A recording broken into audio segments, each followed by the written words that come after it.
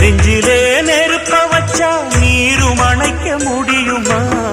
கண்ணிலே முள்ளு தைச்சா இமயம் மூட முடியுமா? பாரத கதையில் கூட பழியில் முடிஞ்ச காவியந்தான். இருப்பதும் இறப்பதும் அந்த இயற்கையோட கையில, இருப்பதும் இறப்பதும் அந்த இயற்கையோட கையில. நான் மறைஞ்ச பின்னும் நிலைப்பது என் உயிர் எழுதும் கதையில. சந்திரனே சூரியனே நட்சத்திர நாயகனே, சந்திரனே சூரியனே நட்சத்திர